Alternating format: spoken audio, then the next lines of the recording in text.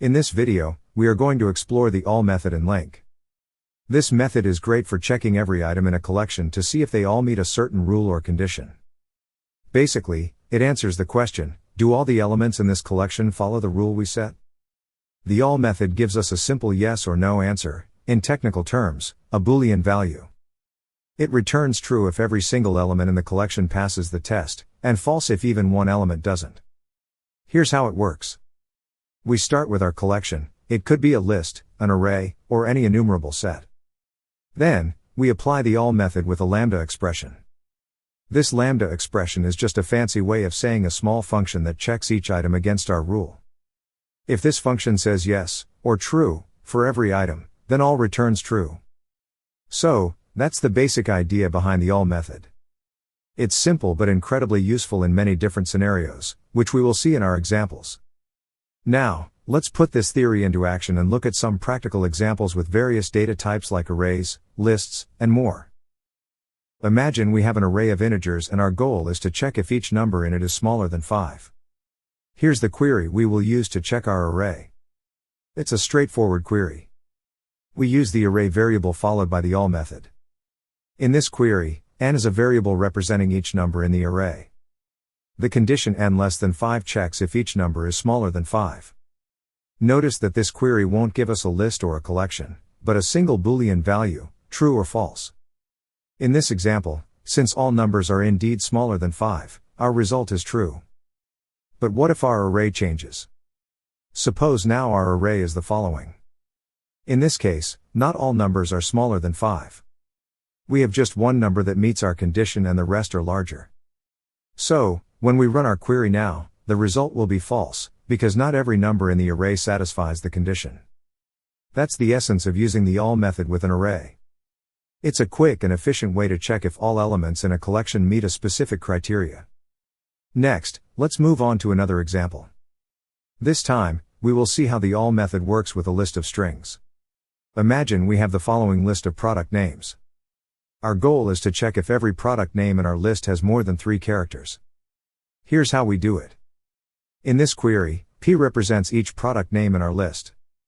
The condition checks if the length of each name is greater than 3 characters. Just like before, this query doesn't return a collection. Instead, it gives us a single Boolean value. In our case, since milk and bread have more than 3 characters, but tea and egg do not, our result will be false. This is because not all product names in our list meet the condition we set. Let's now see how the all method can be used with a data table. In this example, we have a data table of employee records as following. Each record has details like the employee's name, their department, and salary. Our goal is to find departments where every employee earns more than a specific salary threshold. So, what we want to do is to group these employees by their department, and then check each group to see if all employees in that department have a salary above, let's say, $30,000. Here's how we approach it. In this query, we start by grouping our employee records by the department column. This results in the following groups, where each group contains only the rows of the same department. Then, we use the all method within a where clause to check if all employees in each department group have a salary greater than our threshold. Finally, we iterate the rows inside the group and select each row from each qualifying group. At the end, we convert the output to data table using copy to data table method. This technique doesn't return a simple true or false, but instead gives us a filtered data table, in this case, departments where all employees meet our salary condition. So, all method must not be used to return true or false from a query, but it can be also used inside the query to filter or manipulate the data. This example is a bit more complex than our previous examples, but it beautifully demonstrates the power of LINQ in handling and analyzing data in more advanced scenarios like with data tables.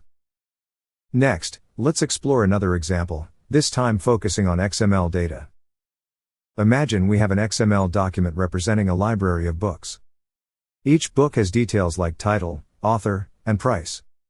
Our goal is to find authors whose entire collection of books are priced above a certain value, let's say, $30. In other words, I want to get an array of strings, which contains the author names, whose books are priced above $30. Here's how we approach it using LINQ. First we have to parse the XML string and store it in a variable XML doc. In this query, we first extract all book elements from the XML. We then group these books by their authors. This results in the following three groups, where each group contains the book elements of the same author. This grouping is key to our next step. We apply the all method to check if all books in each author's group have a price greater than $30.